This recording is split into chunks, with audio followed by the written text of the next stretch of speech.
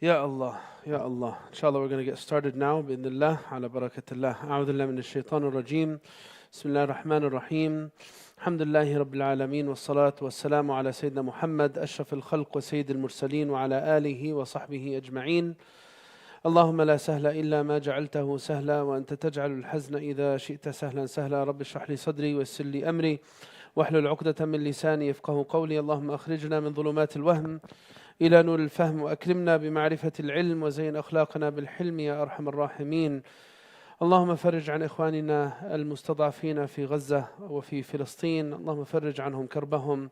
اللهم فرج عنهم كربهم. اللهم فرج عنهم كربهم. اللهم تقبل شهداءهم. اللهم احقن دماءهم. اللهم تقبل شهداءهم. اللهم احقن دماءهم. اللهم عجل بزوال الظالمين. اللهم عجل بزوال الظالمين. اللهم عليك بعدوك وعدوهم. اللهم عليك بعدوك وعدوهم. اللهم انصر عبادك المجاهدين في بيت المقدس وأكناف بيت المقدس. اللهم انصرهم على عدوك وعدوهم. اللهم سدد رميهم. اللهم سدد رميهم. اللهم عليك بمن ظلمهم. اللهم عليك بمن انتهك حرماتهم. اللهم يا ربنا إن السماء سماؤك وإن الأرض أرضك وإن البحر بحرك وإن الظالمين لا يعجزونك فاكفناهم بما شئت وكيف شئت يا رب العالمين. اللهم اجعل تدميرهم في تدبيرهم. اللهم اجعل الدائرة عليهم. اللهم من أراد بالإسلام والمسلمين خيرا فوفقه لكل خير ومن أراد بالإسلام والمسلمين شرا فاجعل كيده في نحره واجعل الدائرة عليه وسلط عليه جنودك يا رب العالمين. اللهم سلط عليه جنودك يا رب العالمين. اللهم ربنا إنا نسألك أن تردنا إلى دينك مردا جميلا. اللهم ردنا إلى دينك مردا جميلا وول أمورنا خيارنا ولا تول أمورنا شرارنا. اللهم أبرم لأمة حبيبك محمد صلى الله عليه وسلم إبرام رشد يعز فيه أهل طاعتك ويحكم فيه بشريعتك يا رب العالمين. آمين آمين وآخر دعوانا الحمد لله رب العالمين. We start off with praying for our brothers and sisters in Palestine, in Gaza, and what's happening there is very clear, evident, known to the world. And we ask Allah subhanahu wa ta'ala to facilitate a better condition there. We ask Allah subhanahu wa ta'ala to give victory to our oppressed brothers and sisters who've been oppressed for many years, many decades, generations, and to help us see in our lifetime a change in the reality of the condition of the Ummah of Muhammad sallallahu alaihi wasallam. It's a very difficult situation, and unfortunately, the global response to it from the powers of the world is absolutely the opposite of what it should be. And we ask Allah subhanahu wa ta'ala to guide us in this difficult time. Allahumma ameen. So please keep them in your prayers. Please keep them in your dua. This is a time where our hearts, our minds should be focused on praying for our brothers and sisters that Allah subhanahu wa ta'ala guides them and facilitates their affairs. Jazakumullah khair. Inshallah, we're going to get started with our class right now. And I just want to ask, mashallah, we have the sisters filled up all the chairs, the brothers did not. So this is a majlis ilm. If you see any chairs in the front, please fill them up. Please fill them up. Instead of sitting in the back, ta'alu, taqaddamu. This is, inshaAllah, if Allah accepts this amal from you and I, this could be one of the gardens of Jannah. This could be one of the gardens of Jannah. We pray that it's one of the gardens of Jannah. That we learn in this majlis useful knowledge that'll help us in our dunya and in our akhirah. So may Allah make it as such. Last time, we spoke about two subjects. Who remembers what they are? What are the two subjects that we covered? Go ahead. The sunan, what does that mean? Sunnah prayers, right? Salawat al-masnoona. All right. And then the other one was times of salah. These are the two subjects we covered last time. Today, we're going to finish the tail end of that discussion about salawat al-masnoona, the sunnah prayers. And we're going to go into the conditions for the validity of salah. Shurut sihhat al-salah. That's in the book. These are the main two things we're going to tackle. And I think it should cover up most of the time. And I think, let me make sure, because last time I forgot the Slido link. Yes, there's a Slido link this time. So if you're on that WhatsApp group, you could post your questions there. Unless you want to ask them directly, you can ask them directly if you want. But I will give time in the end of the class to look over the Slido questions and make sure I answer as much of them as I can, inshallah. And let me just make sure it was shared. Yes, the stream was shared on the WhatsApp group as well for anyone that's not with us. So what were the salawat masnoona? What are the recommended prayers that remained? We went over, the last thing we went over was Tahiyyat al-Masjid. The sunnah of praying 2 rak'ahs when you come inside the masjid. This is recommended to be done whenever you come inside the masjid. And it should be the first thing that you do. And the purpose of this prayer is to show respect, regard for the sacred space, that you don't get busy with anything else besides salah. Tahiyyat al-Masjid is for respect for the masjid, so hence it is a type of sunnah that could occur with you praying 2 rak'ahs for that purpose, or with you praying any other prayer with that intention in mind. So for example, you come in and the jama'ah is already praying Isha. Do you pray Tahiyyat al-Masjid? No, you don't. You join the jama'ah right away. And that covers the purpose of Tahiyyat al-Masjid. Why? Because the whole point of Tahiyyat al-Masjid is to show regard for the masjid. By not getting distracted with anything other than prayer when you come in. So that's going to happen when you join the fard prayers. So that's the unique thing about Tahiyyat al-Masjid. It's, it could happen with the specific sunnah or with doing a fard, with having the respect for the masjid in mind. Now, a big question that we usually get is, what about if I come in during Asr time? Should I do Tahiyyat al-Masjid or not? Because I'm asking myself, it's a rhetorical question. Should I do Tahiyyat al-Masjid or not? Because it's a prohibited prayer time. We did not go over the difference of opinion between the scholars about the prohibited prayer times. We're going to go over that soon, inshallah. But in general, what's the response to this question? Well, in the Shafi'i school, if it's a prayer that has a purpose, then you could pray it even during the prohibited prayer time. Because what's prohibited during the prayer time is a prayer that has no purpose, nafil mutlaq, that's what we call it. I just want to pray 2 rak'ahs lillah. It's not for a particular purpose. Or if it's something that has a delayed purpose, that should not be prayed during Asr time. Like what? What's a prayer that has a delayed purpose? What does that even mean? That's like when you do istikhara, right? What's the purpose of your istikhara?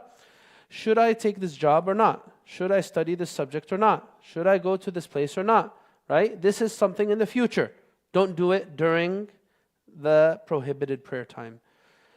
Now, however, there are other scholars who say no, you should not pray anything during the prohibited prayer time. And for this reason, the Shafi'i scholars, they teach us that to be precautious, if you're talking about the later time of Asr, like after an hour in, then the better thing for you to do, instead of praying Tahiyyat al-Masjid, you can pray it if you want to, but the better thing for you to do is to avoid areas of khilaf, because you have other scholars, like the Hanafi scholars, they say you can't pray Tahiyyat al-Masjid during this time, but their Asr starts an hour after. As you may know, if you go to...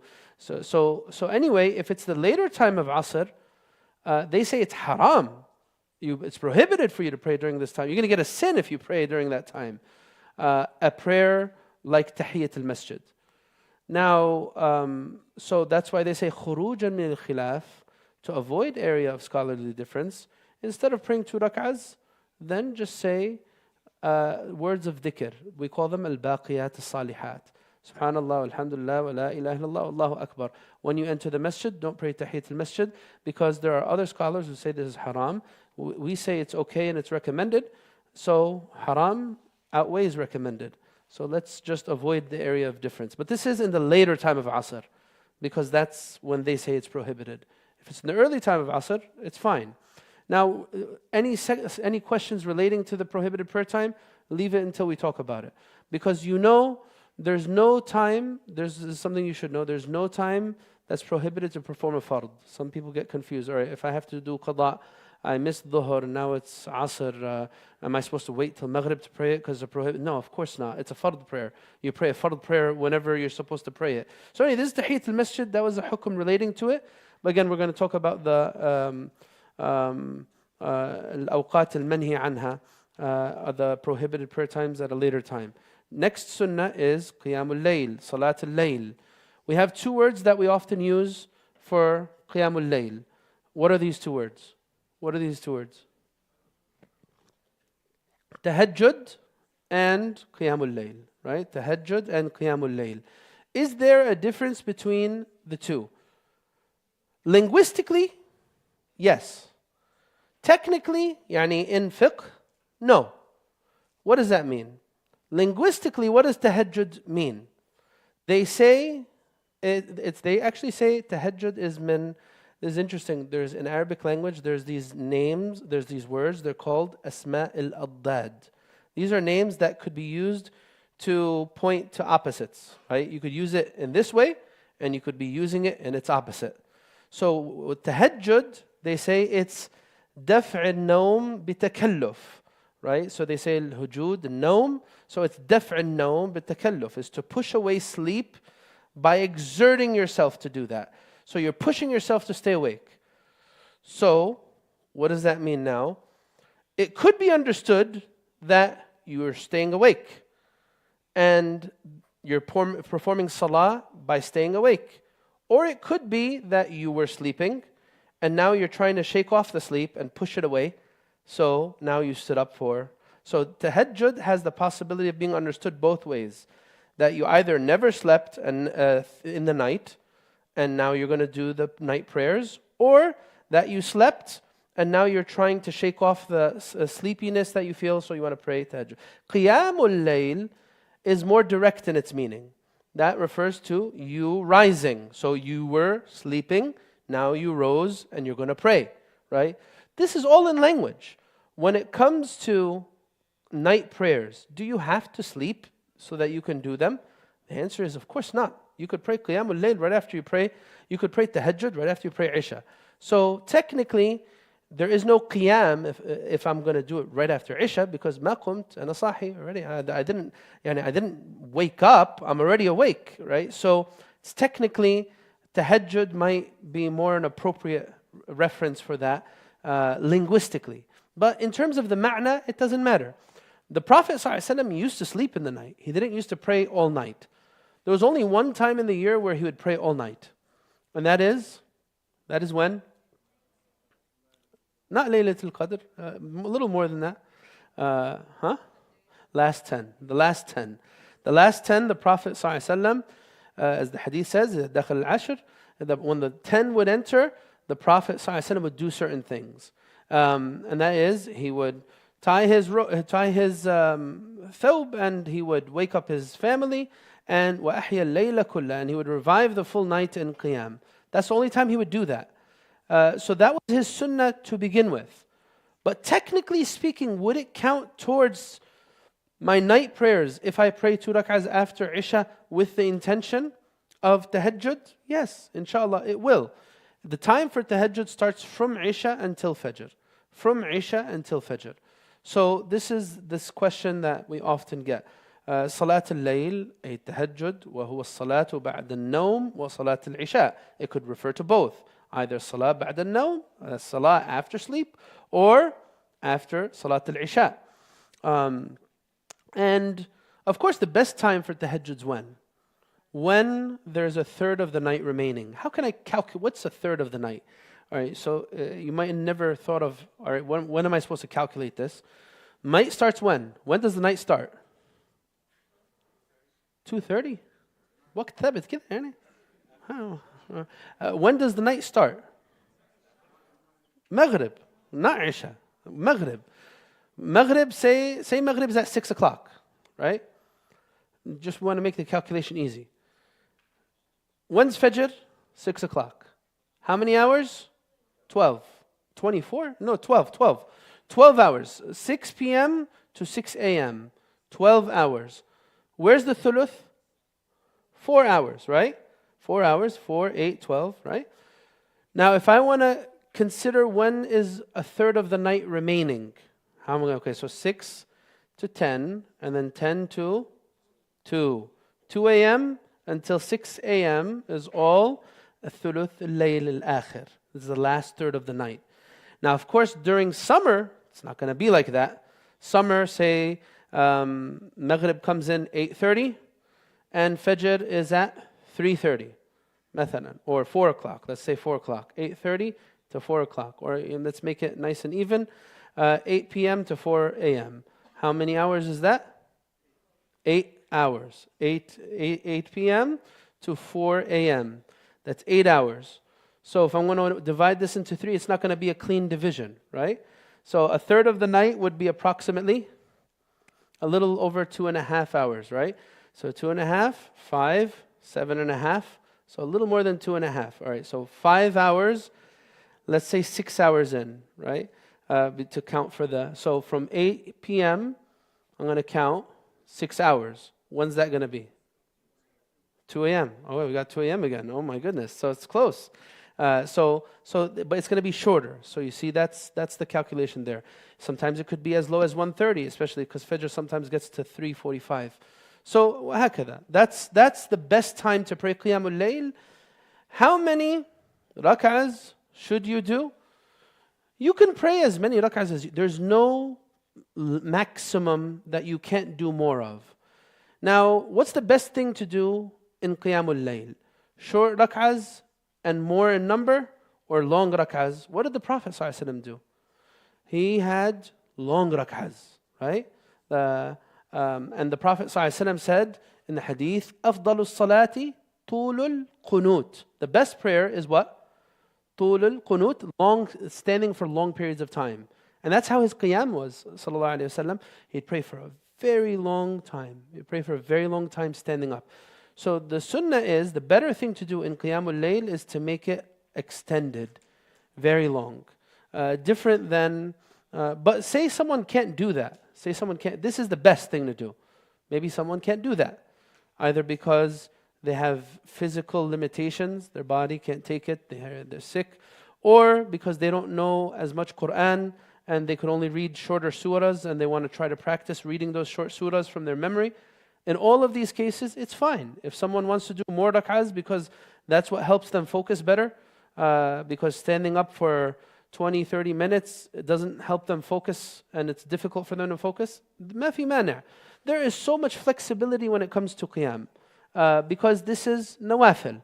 It's not something that's required, right? So this is about, and about the, so the Prophet ﷺ, hadith says that he would usually make his salah 8 rak'ahs.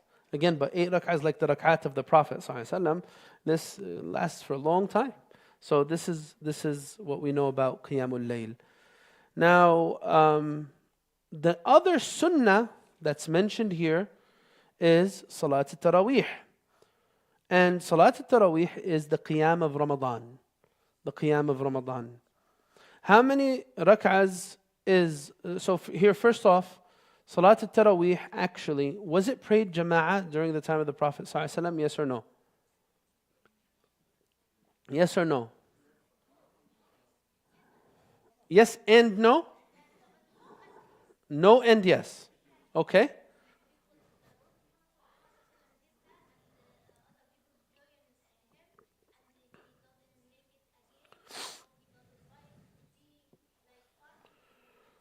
Very good. So the Prophet ﷺ never gathered the companions to pray Taraweeh in Ramadan behind him. So we said the sunnah in Qiyamul Layl, is it to be prayed in jama'ah or alone? We said alone. But if someone wants to pray in jama'ah so that they could be encouraged, mathalan, they're by themselves, they won't find the himmah, no problem, no problem. They could pray with someone else to find the encouragement. But now Taraweeh, he never gathered them, but they saw him praying in the masjid. So what did they do? A few people saw him on the first day, so they prayed behind him. Second day, group got bigger. Third day, massive group came behind the Prophet ﷺ. And then after that, he didn't come out. He didn't come out after that because what? He didn't want it to become fard upon the Prophet, upon the Ummah. That's why. But then Sayyidina Umar, he saw in Ramadan that people started praying in the masjid, each group by themselves, or each individual by themselves.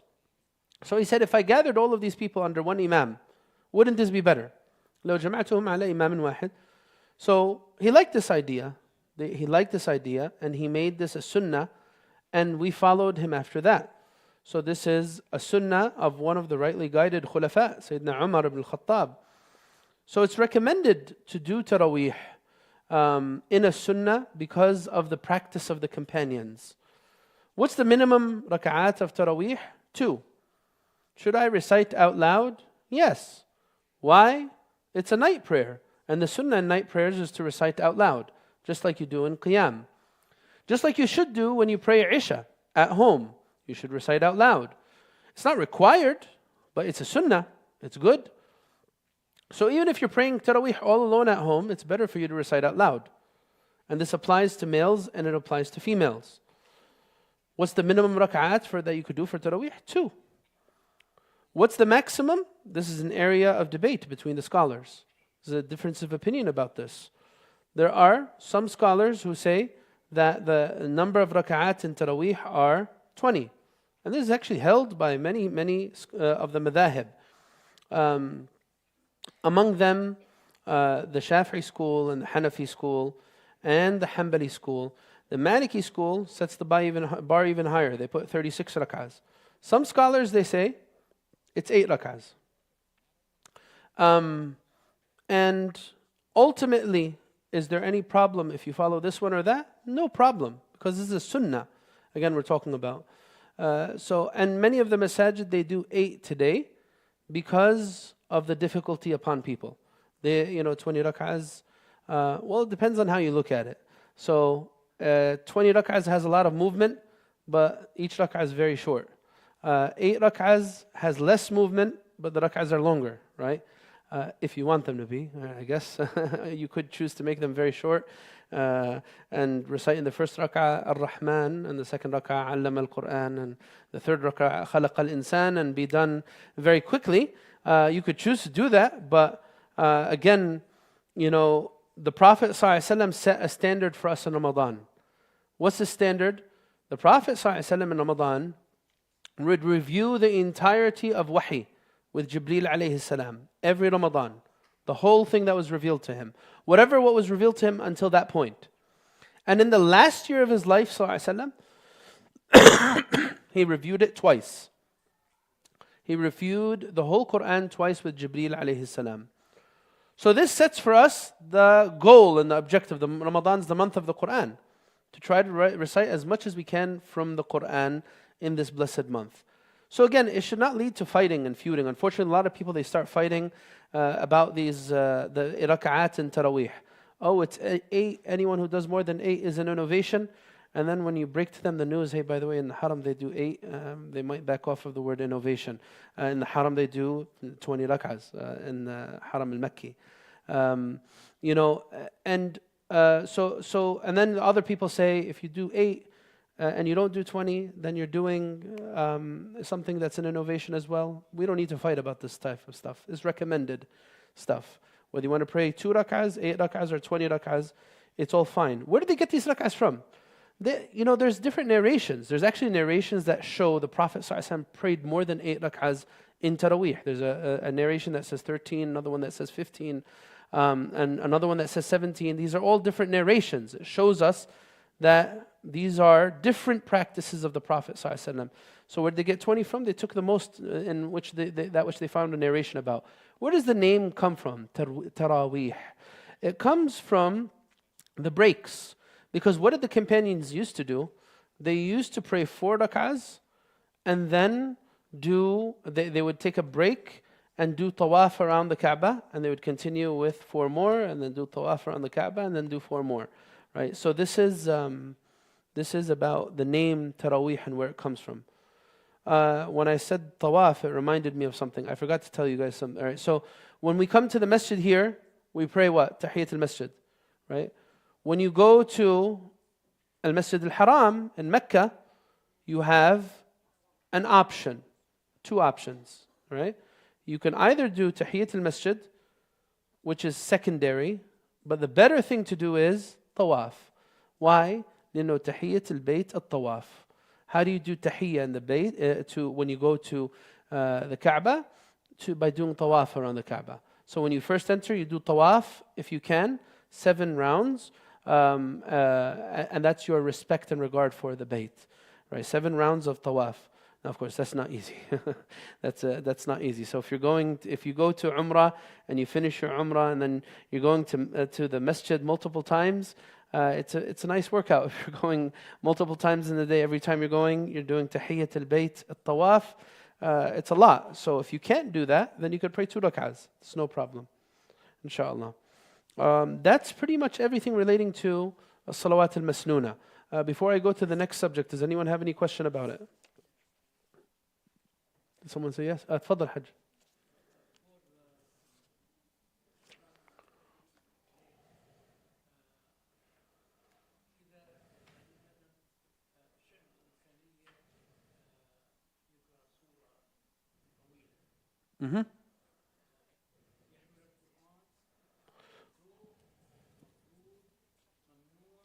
Okay. Jazakallah khair. So can you hold the mushaf in a recommended prayer? Like Qiyamul Layl, can you hold the mushaf in it or not? The answer to this question is, according to many scholars, yes. Among them the Shafi'i school. They say yes, no problem. You can hold the mushaf in salah. There is one madhab that doesn't allow it though. That's the Hanafi school. They say you can't hold the mushaf at all. And that's why you'll find masajid that are keen on following the Hanafi madhab. They'll be very keen on having someone who leads the prayer who memorized the Quran so that they could read from memory. But the Shafi'i school says it's okay if you hold the mushaf in a nafil prayer. But you should try to hold the mushaf in a way that is not going to lead to a lot of movements. So if you can read from your phone, put it on airplane mode. Don't read your messages, of course. But if you're able to use your phone, go ahead, use it. Or if you could use a small mushaf that you could put in your pocket, that you don't have to put on the floor, do that too. Or if you can't because you can't see, maybe put a chair next to you. So instead of putting the mushaf on the floor, you put the mushaf in a respected place. Tamam? So these things should be thought about. If you're going to read from the mushaf, then do that. What if you don't know Arabic? I get this question a lot every Ramadan. Someone tells me, I don't know Arabic and I want to read something while the Imam's reading. So can I read the translation? I tell them, look, don't forget that this is salah. And a salah is a special type of ibadah. If you're standing up and reading English and you have no idea what the Imam is saying, you could very well be on a very different surah and you're just like standing and holding the mushaf and you're like reading on your own. Keep salah a special type of prayer, right? Don't read the translation. Don't do that. Focus with the Imam. If you don't understand what the Imam's saying, read ahead before the Imam leads the salah. Read ahead of time and get an idea. All right, today we're going to read this juz'ah. Let me get what are the main takeaways. Or some books summarize this for you, by the way. There are some books that summarize the takeaways from each juz'ah. Get one of those books, read it. So every day I at least know what to reflect on as the Imam is reciting Surah Al-Baqarah, or that he's reciting Surah Al-Imran, and so on and so forth. This is the best way. And the best way, and this is a long-term goal though, learn Arabic. I know that's not easy. So anyway, you could read from the Mus'haf. ما في أي مشكلة حج. You could read in nafil prayers from the Mus'haf, inshallah, but just try to avoid excessive movements. Any other questions about salawat masnuna?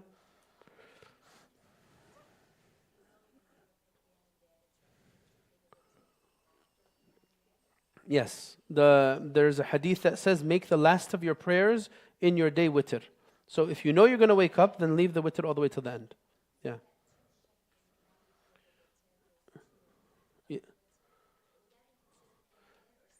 No, they're part of witr. There's no separate sunnah called shafa', like we said last time. It's all part of witr. So yeah, so it's not Qiyamul Layl. When you're going to do that, you make it separate then. So that's why you have, if you're going to do 8, then plus 2 plus 1. Yeah. Yes.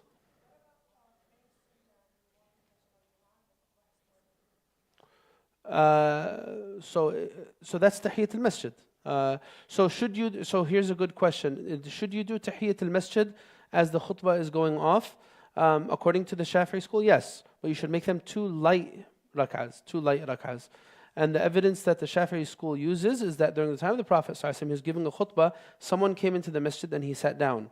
And the Prophet ﷺ stopped the khutbah and he told him, stand up to pray 2 rak'ahs and then listen to the khutbah. So, but it should be 2 very light rak'ahs, and then you should sit down and listen to khutbah. Yeah. All right? Any other questions? Yes.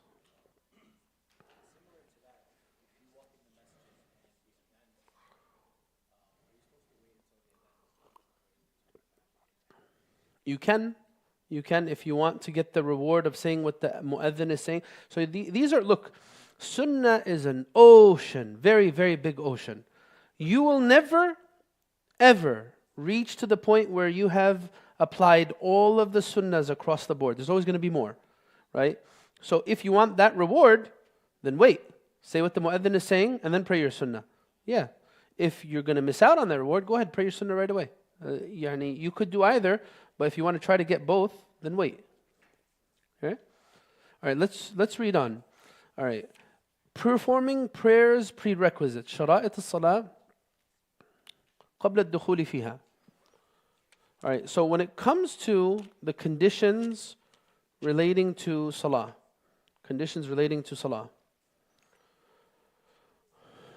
we have some conditions that need to be there before we enter it, and then some conditions that need to continue throughout it.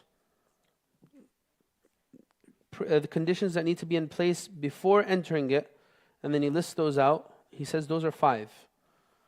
One of them is the purity of, what is it? The book of 55. 55 in the book. Page 55 in the book. And by the way, if anyone here doesn't have the book and wanted copies, we still have copies. You can get after the class, inshallah. If anyone wanted copies of the book, you can get them, inshallah ta'ala. Right? So the first one he says is the cleanliness of the limbs from hadath and najasa. What is hadath and what is najasa? Najasa is impurity, filth, physical, tangible filth. What is hadath? Hadath is ritual impurity. What does that mean? An example of najasa would be urine, for example. An example of hadath would be someone passing gas, for example. It's not something, it's a condition. It's not something you put your hands on, right? Najasa is something you shouldn't put your hands on, but you could put your hands on, right? Something that you shouldn't put your hands on, but you could. It's tangible, it's physical, right? Another way to look at it is a hadath is something that requires wudu. Najasa is something that needs to be cleaned away. Okay? Now, for example, if you have a child and this child wet themselves and you're cleaning them and the najasa gets on your hand, I had wudu. But now some of this urine got on my hand. Do I need to make wudu again? Many people might think yes, but you don't. You don't need to make wudu again when you get najasa and urine on your hand or on any other part of your body. You need to clean it away. That's what you need to do. But hadath are those things that cause you to be required to make wudu. Those are multiple things. We're going to learn them, inshallah. So that's the first thing that he mentions. طهارة الأعضاء من الحدث والنجاسة. Then he says, وستر العورة بلباس طاهر. The next condition is covering your private areas, awra. That's another point of discussion today that we're going to discuss. It's mentioned very briefly in the book. Some of this was mentioned in the chapter of purification. We didn't do the chapter of purification. So I'll fill in the gaps, bi'idhnillah. So, covering the awra. That's a big discussion. What is the private area in terms of salah and outside of salah? Then he says, وَالْوُقُوفُ عَلَى مَكَانٍ طَاهِرٍ, and standing on an area or space that is pure and clean. Then he says, وَالْعِلْمُ بِدُخُولِ الْوَقْتِ, knowing for certain that the prayer time has entered. The last one he mentions is facing the direction of prayers. وَاسْتِقْبَالُ الْقِبْلَةِ. These are 5. Again, I'm going to repeat them. Purity of what? The limbs, my body, from 2 things. Hadath and najasa. The condition and the physical impurity. That's 1. Then guarding or covering the private areas, 2. Standing on a pure area, 3. Knowing the prayer time has entered, 4. And facing the qibla, 5. You're going to find that this is a very informative section in the book. Now, if you go to the next page, 56, the first prerequisite is the absence of ritual impurity and inexcusable filth. And they were covered in sections 1.5, 0.5 and 1.6.1 and 1.9.1. He's talking about the chapter of purification. What's the summary of this? What's the summary of this? The summary of this is as follows. The definition of hadath. Hadath in Arabic language refers to an occurrence, an event, something that happened. But now, technically speaking, it is a condition that describes my body. And when I have this condition, it prevents the validity of prayer unless there's some excuse. Unless there is some excuse in having it. Now, what are the details for this? What causes hadath? What causes hadath? We have 2 types of hadath. We have minor state of impurity, major state of impurity. Minor state of impurity causes you to be required to make wudu. Major state of impurity requires you to make ghusl. What is ghusl? It's the shower, the ritual bath. And it's a big subject. So we'll stick with the smaller subject, the minor state of impurity. What causes you to need to do that? Anything that is released from your body, from your 2 private areas, from the front or from the back. Anything that's released from there. That includes urine or feces. That includes the monthly cycle for women. But that's a major state of impurity. It also includes gas. Anything that was to come out of those 2 areas. That's 1. What's another thing that causes you to be required to make wudu? The second thing is sleeping in an uncontrolled state. Sleeping in an uncontrolled state. What does that mean? The controlled state is when your rear end is firmly placed onto the ground and you're sleeping sitting up, like if someone was to sleep in a chair like this, or if someone was to sleep sitting on the ground, with their legs folded, they're just sleeping and they're slouched forward. That's a controlled state. هيئة المتمكن. An uncontrolled state would be anything else. Sleeping lying down on your back, sleeping lying against the wall, sleeping on a couch sliding sideways, or whatever it is. All of that. Sleeping breaks your wudu. That's number 2. Okay? Sleeping breaks your wudu. What is? Bleeding does not break your wudu. Bleeding is najis. If you have blood that comes from your nose or from any other part of your body, does that cause a ritual state of impurity? No. That is something that needs to be cleaned. Like, so say if I get a bloody nose, that's filth. I need to clean it away, and I don't need to make my wudu again. My wudu is fine. I just need to remove the filth. So blood is najis. It doesn't cause hadath, right? What's another cause? This is a controversial one. Coming into skin contact with the opposite gender. The Shafi'i school says that this breaks your wudu. Of course, this could be difficult to follow. Of course, it's not anyone from the opposite gender. This is talking about someone who is a non-mahram. So who would be someone close to a guy, for example, that is a non-mahram?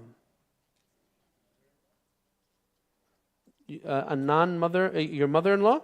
No. So what's a mahram? Someone that you cannot marry permanently. Someone you cannot marry permanently, ever. Oh, your mother-in-law, you can never get married to your mother-in-law permanently. So the physical contact with your mother-in-law would be just like physical contact with your mother. It won't break your wudu. No. Yeah. So what do you mean? So who would be considered someone close to a guy that is that he's a non-mahram to? So he would lose his wudu if he was to come to physical contact. Yeah. Huh? There you go. Wife. Why? Because obviously you're married to your wife. So of course, in this regard, the Shafi'i school is a little difficult for anyone who's married. All right? Physical contact, just like that, is going to break the wudu. That's very difficult, right?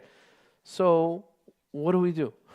What do we do? So there's other madhabs. Like for example, the Hanafi school says no. And why is there even this difference of opinion? There's a verse in the Quran that says, أَوْ لَامَسْتُمُ النِّسَاءَ. If you were to come into physical contact with the opposite gender, you guys coming into contact with women, physical contact. That's what it literally says. Does it literally mean that? Well, that's a difference of opinion. Ibn Abbas took it at face value. He's a companion. He said, no, Allah said this, I'm going to be precautious and leave it at that. All right. Ibn Mas'ud said, no, this is metaphorical. It's referring to marital relations. So the Hanafi school says, no. What breaks your wudu is not any just physical contact. It's actually having marital relations, right? So that's a second thing that's controversial. Now, what do the other opinions say? There's an opinion that's in between that says that someone, I'm hearing like talking in the back. If someone's talking, please, if you could just keep it down. I've been hearing it the whole class. All right. So so there's an opinion in the middle that says if it wasn't intentional and there was no lust, it won't break the wudu. But if it was intentional or there was lust, it's going to break the wudu. This is the middle opinion. But anyway, so according to the Shafi'i school, it's a little bit more difficult. And again, if it's difficult for you to follow this, alhamdulillah, there's differences of opinion between scholars for the mercy of the ummah. You can follow the other opinion. But even in the Shafi'i school, there's another opinion that says that the one who loses their wudu is the one touching, not the one touched. But anyway, there's details. I don't want to confuse you with a lot of details in this class. But that's a third potential cause of loss of wudu. Now, another reason for loss of wudu is what? Touching the private area. Touching the private area. It would break your wudu. And there's why? Because there's a hadith that states that. So if you touch the private area, that would require the person to make wudu again. Anyway, that's a summary of what you find in Kitab Tahara, or the chapter on purification, about what hadath is. That's what hadath is. Those things that require you to make wudu. And those are examples of it. Now, what's an example of najasa? Blood, urine, feces, all of these things are najis. They're najis. So if I come into contact with najasa, what do I need to do? I need to clean it away. Right? Do I understand the difference between hadath and najasa now? All right. Hadath, that's going to make me have to make wudu. Najasa, that doesn't make me have to make wudu. I just need to clean it away. That's it. That's the bottom line for that. So the first condition for the validity of your salah is to make sure that there is no hadath and we explained that, ritual impurity. And there is no inexcusable filth. All right? Najasa. Another example of najasa would be throw up. Throw up is najis, right? Now, of course, it gets complicated. And that's why you have to go search for other like fatwas and opinions that make ease for in certain difficult situations. When you're talking about throw up from babies, right? So, all right, maybe a person individually doesn't throw up a lot, but if you're someone who takes care of especially moms, if you're, but even, so if you're someone who takes care of a young baby who throws up a lot, there's a difference between throw up and spit up, of course. Spit up, that's not impure. Throw up is impure. How do you tell the difference? Ask a mom. Every mom knows the difference between throw up and spit up. You'll find that the throw up, it's been digested. The throw up has been digested. And it comes out in a certain way. It looks different than spit up, if you're talking about a young baby. Spit up's not najis, throw up would be najis. And what does a mom do if she has to live this reality? There are opinions that make it excusable for the caregiver. So if the caregiver is the mom, she's the one nursing, she's the one taking care of the child, she's excused from having to worry about there being throw up on her clothing when she prays. The father would not be, if he just, because if she's the main caregiver for the children, which usually is the case, the father might help a little bit here and there, he's not excused, he has to go clean it, right? Huh? Never change. Khalas. That means he's not excused bil marra. All right. So that's the case for that. Everyone following along with me? All right, let's move on. There's a lot more detail in this. If you want to ask more questions about hadath, feel free. But let's go over the next one. Covering one's nakedness with clothes that are pure. All right. Here's a question. Is it valid to pray in tight clothes? Is it valid to pray in tight clothes? Meaning, is the prayer going to be accepted or do I need to repeat it? That's what valid means. I'm not saying what's best, all right? It is valid as long as the entire private area is covered and it's not viewable. What does that mean? Not viewable, meaning that the clothing that you're wearing is not something that would expose the skin underneath. If the clothing exposes the skin underneath, then the prayer is not going to be valid, right? But is it optimal? Is it good to pray in tight clothes? No, it's makruh, whether for guys or for girls. So even technically, so if we have this question, say if a sister was to pray in tight clothing, is her prayer going to be correct? It's going to be correct. Should she wear that? That's a different discussion. Should she where is she wearing it? Publicly, privately? That's a different discussion, right? But is the prayer going to be accepted? Or does she need to wear, what is it? Fluffy? I'm not sure if that's the right word for it, but I know fudfad, yani, for clothing that is baggy. I think that's the word, baggy.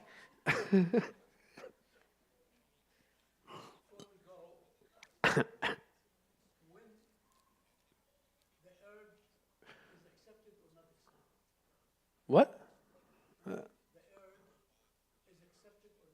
Urge? Urge for what? Yani?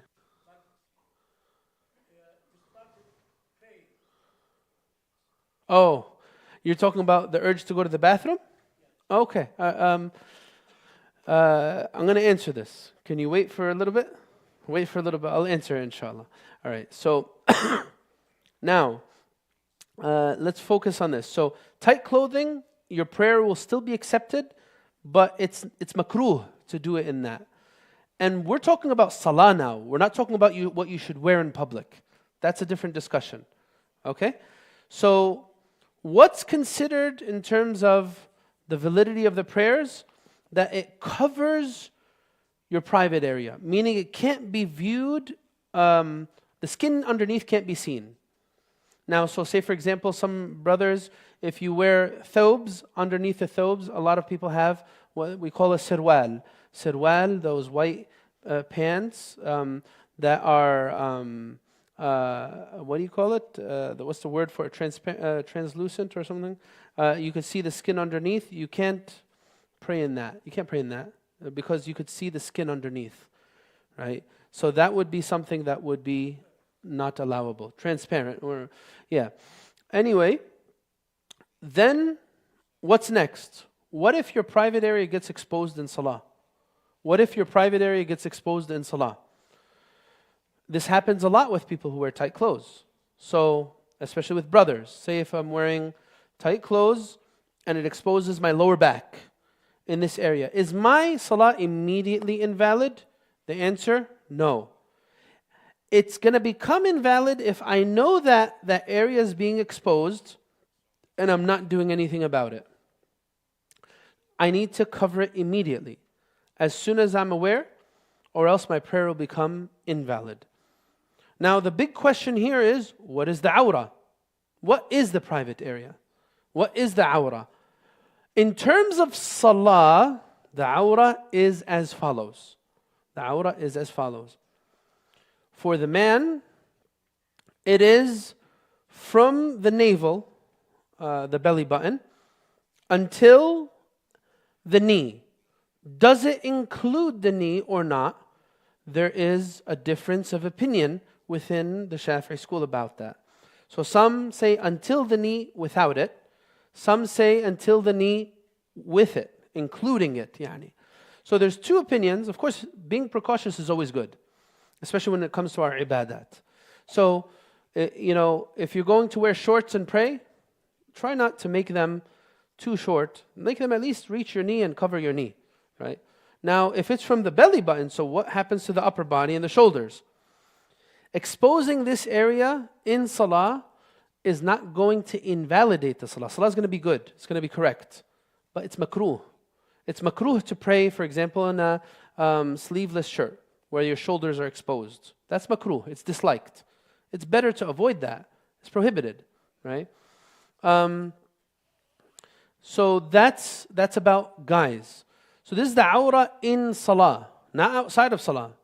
The awrah between genders, that's a very deep subject. It involves a lot of things. Now the awrah for women in terms of salah is there's a general area of agreement. The face and hands, unless according to the opinion of those who require niqab, and there's a difference of opinion about this in Islamic tradition. Some say it's sunnah to wear niqab, some say it's required. There's a difference of opinion. But anyway, face and hands. Now, what about the feet? According to most scholars, the feet are also awrah. The feet are also awrah. We're talking about women, not guys. We're talking about women. So the feet are awrah, and hence they need to be covered, or else the prayer is going to be invalid if they're exposed. Right? There is a madhab, the Hanafi school, that says that the feet are not awrah. Right? Now I'm hearing madhab. What do I do? The best thing that you should do is maintain consistency. Don't be a fatwa shopper, right? You could shop at Stop and Shop all you want. Don't fatwa shop, okay? It's better because you don't want to mix and match and be someone who follows hawa. Instead of trying to be someone who is committed to Allah, I'm committed to my nafs. I'm going to try to follow everything that makes life easy. But certain situations maybe are too difficult. Then al-mashaqqa tajlib al-taysir. Some situations are really way too difficult. Then you can pursue, like for example, that we gave that issue of skin contact with the opposite gender. That, it's a very difficult circumstance for a category of people. Like if someone is single, that won't be that difficult for them, because coming into contact with anyone else in your family, mother, father, brother, sister, that is not going to break your wudu at all. So that's the difference. This is where fiqh comes in. When should I take a rukhsa, a dispensation? When shouldn't I? So this is what I would say about that. So that's the awrah. Now outside of salah, it's a different subject entirely. The awrah is going to be based on a number of factors. Is there fitna? Is there a desire or not? who is this person? So there's a awrah even between females at different levels. Like, what can a female expose to another female? Well, not all females are the same. You're dealing with a female that's a family member, or a non-family member that is a person of taqwa, or a non-family member that you don't know if they're a person of taqwa or not. All of these are different people in terms of your awrah. What should you expose in front of them and not? Because if they're not a person of taqwa, how can you trust that they won't maintain your privacy? And that's why, when we talk about weddings, for example, a sister going to a wedding, even if it's just for only women, should be very careful, especially with this phone. Everyone could take pictures today. So you should be very mindful about where you expose your awrah and who you expose it to. So it's a very big subject, but we're not going to talk about awrah more than that. We just need it for salah. That's what we need it for here. Everyone clear on what's required in terms of salah, in terms of the awrah? Everyone clear on that? Anyone have any question to anything I said up until this point? Yes.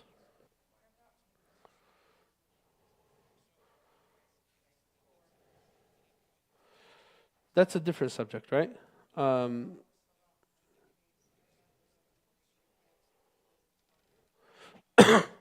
So we're going to go back to the same difference of opinion. So first off, is it haram to do that? So it is haram to do it. That shouldn't be done. With the opposite gender, it should be avoided. Now, is it going to break wudu? According to the Shafi'i school, yes, certainly. According to the Maliki school, the middle opinion that I told you about, yes, because the two conditions they put is it can't be intentional and it can't lead to lust.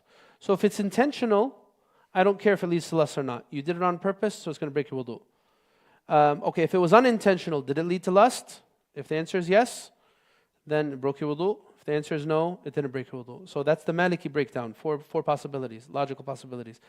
The Hanafi school is going to say, no, it's not going to break your wudu. Yeah, you did something that you shouldn't have done, it was haram, but it's not going to break your wudu. Clear? You had a question too?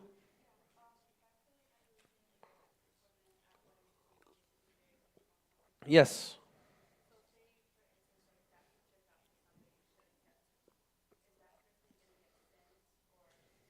Which person? The photo was taken of? They're negligent.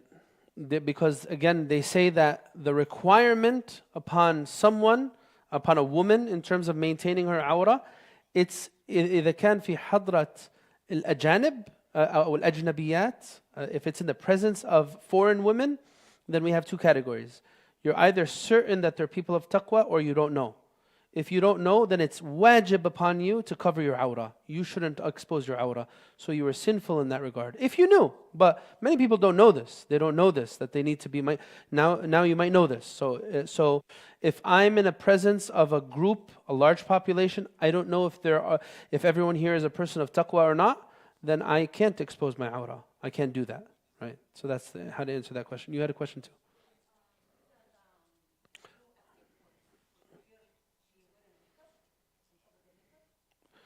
Wudu would not, wudu is a different subject, right? Hajjah, it's in the Kitab al-Tahara, but wudu can't be done if makeup's on. Wudu can't be done if makeup's on, because it's going to block the area that needs to be washed, of course. Of course, it's a big problem. It's a big problem. Yeah, you had a question?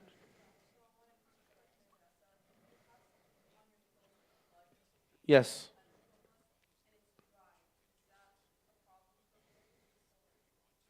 Is that a problem for prayer? So now when it comes to blood stains on your clothing, these blood stains might not go.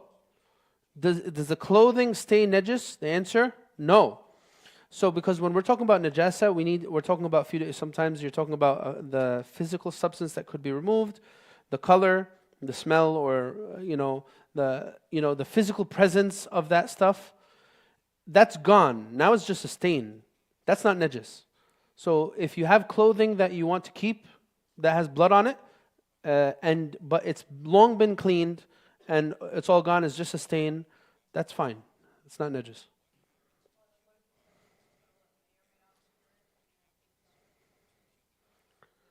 No, it needs to be washed and cleaned. It needs to be washed and cleaned. You said may or may not be urine? Huh?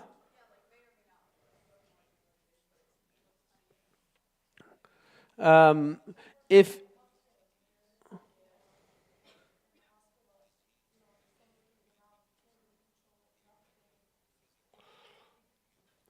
you need to be careful not to have waswasa, intrusive thoughts. That's what it is.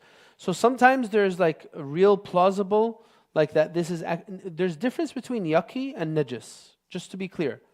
Yucky and najis, two very different things. So something might be like disgusting, but it's not really najis, it's just dirt. It's dirty, it's filthy. What's najis? Urine is najis. So if you're someone who works in a space where you're regularly coming into contact with urine, then you need to make sure to wash those areas that urine gets on. Or say, for example, if it gets on your work clothes, if it's possible for you to change out of that when you come time to pray, or to have something on to block it from getting to your, some way, figure out some way that at least when you do your salah at work, that you're not praying in the najasa, right? If it's completely impossible, we're going to go based on your knowledge. Like, so am I now praying knowingly having najasa on me or not? If I'm not sure, then the default is what? I don't have it, right? If I tried to clean or avoid it, if I'm not sure I have it on me, the default is I don't have it, right? When do we consider it najis? Is if I'm certain that I got the najasa on me, right? Answer your question? Okay.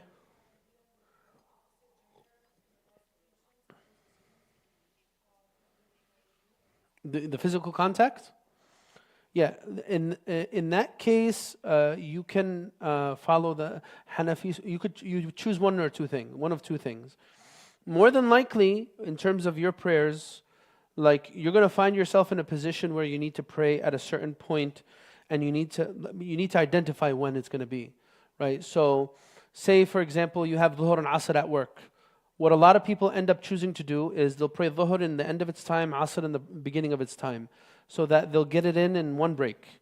Some people do that because they can't get two breaks, mathalan, to pray the two prayers. So, if it's possible, the more precautious thing for you to do is, instead of making wudu in the beginning of work, you know you're going to lose it every time you visit a patient, then wait until that break comes, whenever it is, make wudu at that point and then pray right away, right during your break. That's the better thing to do. The other thing to do is, if it's not that clean, you can follow the Hanafi school if there's a lot of difficulty in that particular issue. But again, precaution is good. Try your best. Yeah.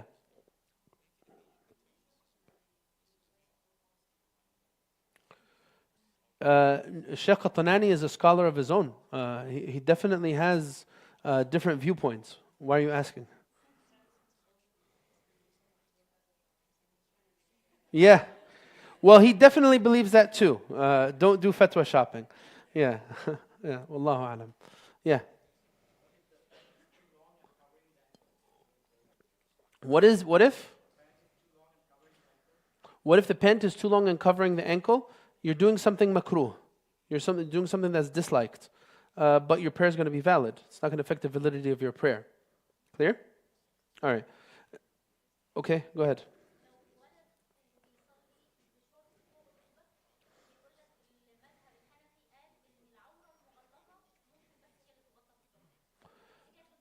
بقول له الكلام ده مش صحيح. That's not true. That's not what the Hanafi school says. The only ones that allow covering, so like we said, the Shafi'i school is up to the knee, right? Some of them say including the knee. The only ones that allow you to expose your thigh as a guy is the opinion of some modern scholars. هذا رأي خارج عن المذاهب الأربعة. مش مذهب الحنفية. أو رأي ضعيف يعني. رأي نحكي له ربنا يهديك بس. say الله يهديك وخلاص يعني هتعمل إيه؟ Yeah, I don't. There is an opinion that says that guys could expose their thighs. I don't recommend following this. يعني, it shows a great lack of In my opinion, when you know that the vast majority of the ummah, you're talking about 4 schools, they're all saying the same thing. You can't expose this, and you go expose it, shows that you have very little regard for taqwa. And do you really need to wear Speedos when you go swimming? Is this like, do you have to do this? If you're on a swim team, but that's even another mawdu'. Why would you be on a swim team anyway? But anyway, the point is, there's an opinion that allows it, but jumping to those opinions is not a good idea. Wallahu alam. Let's just go on a little more and then we'll stop, inshallah. All right, so the third prerequisite is praying on something that is pure. You need to make sure that you don't pray on najasa. If you pray on something that's impure, then your salah is not going to be counted. Now, there's a lot to say about in that regard, because how does something become pure? You need to wash it. Say, for example, this is a difficult one. Like, say if an area had urine on it and it dried away and it was never cleaned, is it pure? No. If you pray on that, it's a big problem. So people with young babies that may, their urine might get on the carpet, this is something that needs to be paid attention to. If I'm going to pray on this carpet, I need to make sure that the carpet stays tahir. Because if it gets urine on and I never washed it with water and cleaned it thoroughly, then my prayer on it is not going to be something that's valid. Now, everyone with me up until here?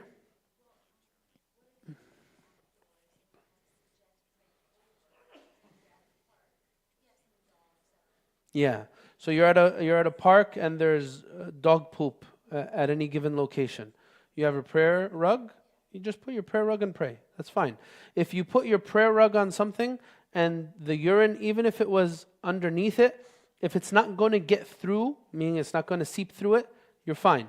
As long as what you're praying on is pure. Tamam. Now, there's 2 more left, but they need explanation. Knowing that the prayer has entered and facing the direction of prayer.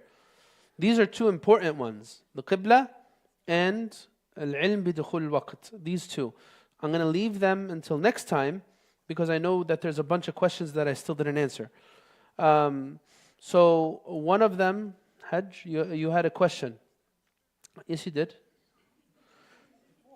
You had the question about the urge. If you have the urge to use the bathroom. So this is referred to as Salat al-Haqin. Al-Haqin. Someone who has ihtiqan. Someone who really has to use the bathroom and is holding it in. Is their prayer valid? It is, as long as nothing comes out. But it's makruh. It's makruh. Why is it makruh? Why? Because you're not going to focus in that salah. You're going to be completely distracted. So it's salah sahiha bas makruha. Yeah.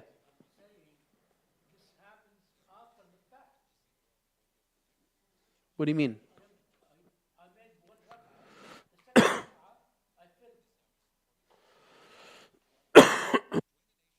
Felt it?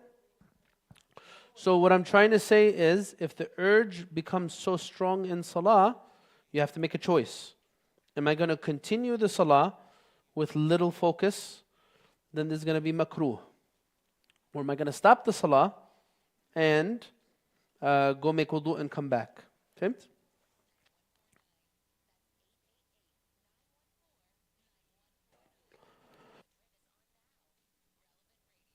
Yeah.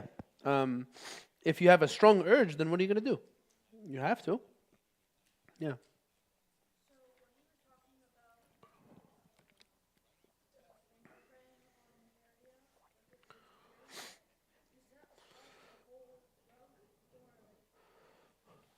If there's a what in it, you said?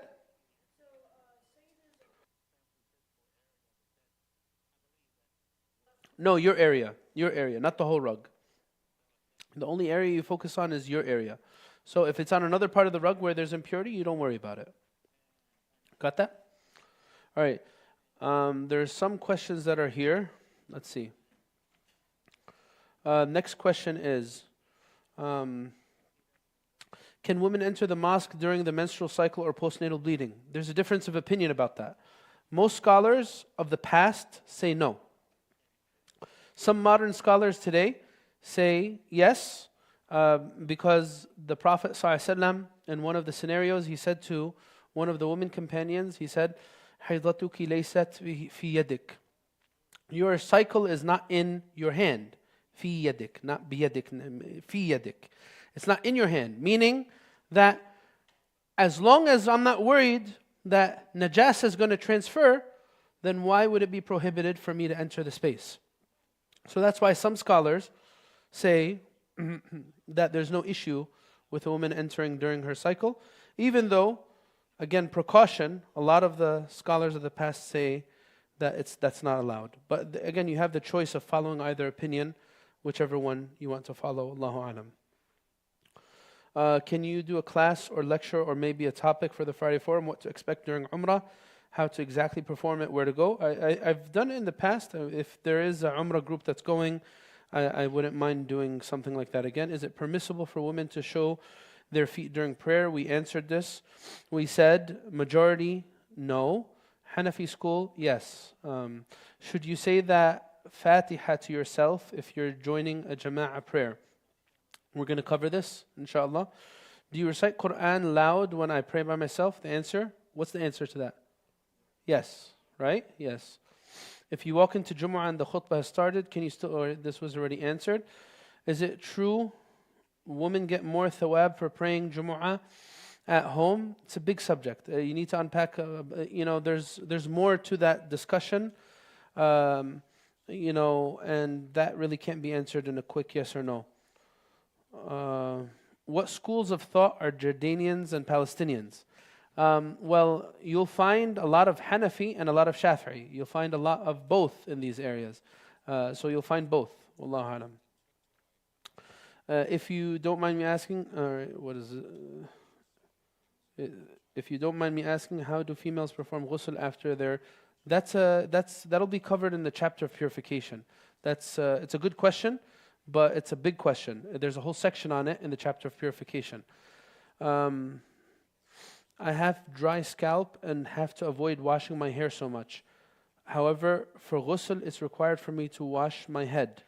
What can I do in this situation? So the requirements for ghusl are not,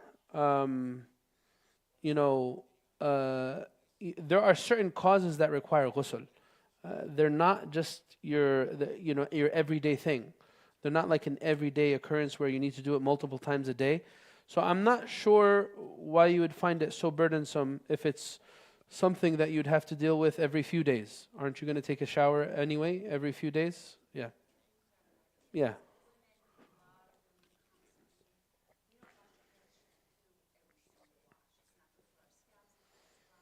Okay.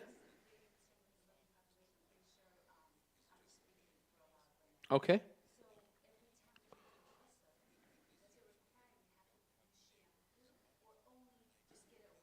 Yeah, ghusl doesn't require shampoo. No, just water is fine. Yeah. Yeah, of course. You just need to get it wet. That's it.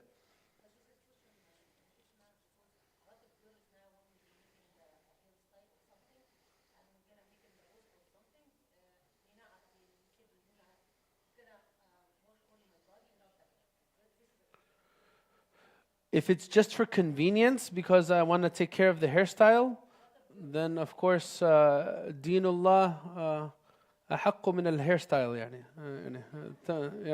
طبعا يعني, of course. So if there's a cause for ghusl, then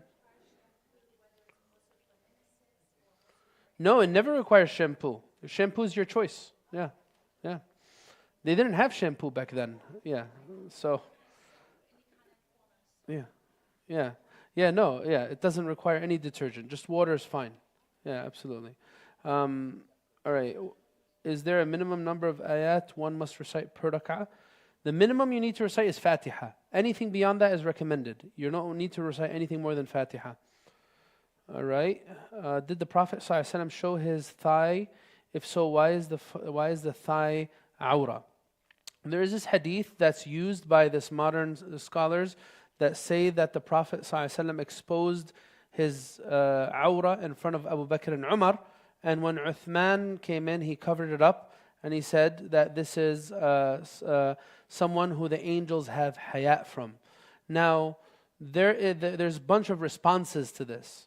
First off, they say this is قَضِيَّةُ عَيْنٍ لَا عُمُومَ لَهَا. You can't take a scene from the life of the Prophet ﷺ and give it generalization. Because this might be from his khasa'is, this might be something unique to him.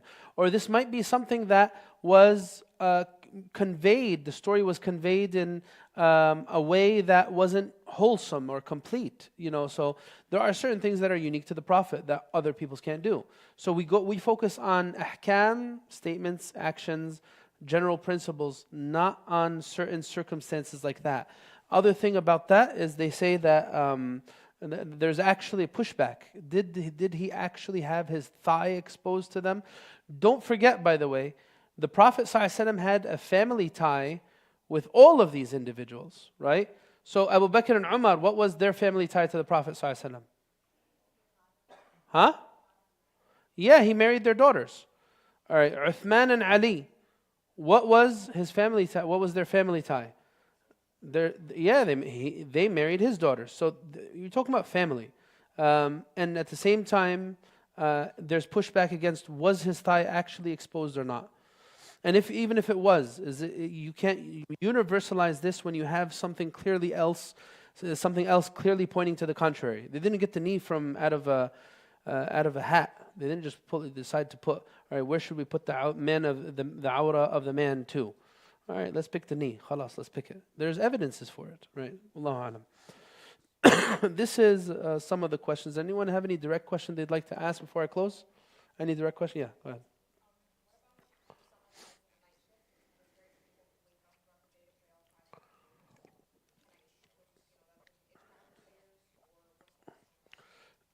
They shouldn't ijma'. They shouldn't ijma', but they should try their best. They should try their best. If they can at least put an alarm. Look, you have a large time slot. So say if you were to have night shift, you sleep at 10 a.m., right? The one that you stand most to miss is dhuhr, for example. But if you were to sleep at 10 a.m., you have all the way until when? When's Asr now? 4 p.m.